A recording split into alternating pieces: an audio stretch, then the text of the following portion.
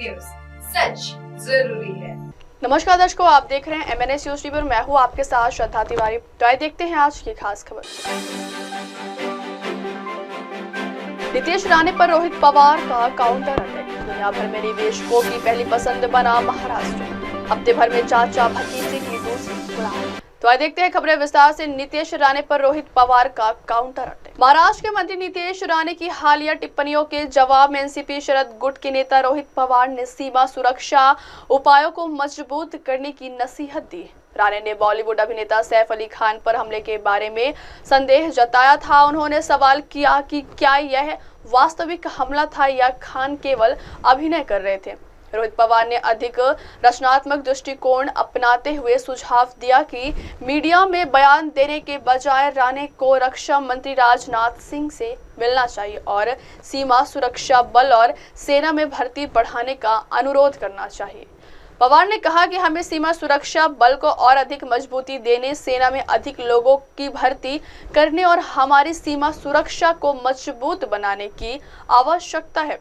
मेरा उनसे अनुरोध है कि मीडिया के सामने बोलने के बजाय उन्हें राजनाथ सिंह जी से मिलना चाहिए और उनसे रक्षा सीमा सुरक्षा बल में लोगों की भर्ती करने और हमारी सीमा सुरक्षा को और अधिक मजबूत बनाने का अनुरोध करना चाहिए। उन्होंने कहा कि देखिए, अगर वे इसे खत्म करना चाहते हैं तो उन्हें सीमा पर ध्यान केंद्रित करने की आवश्यकता है। एनसीपी शरद गुट के नेता ने कहा कि हम भारतीय पहले की भी वकालत करते रहे हैं। अगली खबर, दुनिया भर के निवेशकों की पहली पसंद बना महाराष्ट्र। विश्व आर्थिक मंच की सालाना बैठक में 15 लाख करोड़ रुपए की निवेश और 15 लाख रोजगार की रिकॉर्ड प्रतिबद्धता हासिल करने वाले महाराष्ट्र के मुख्यमंत्री देवेंद्र फडणवीस ने कहा कि वैश्विक निवेशकों को आकर्षित करने वाला सबसे प्रमुख कारण पीएम मोदी के प्रति वैश्विक समुदाय का भरोसा और उनकी सरकार को मिला निर्णायक जनादेश।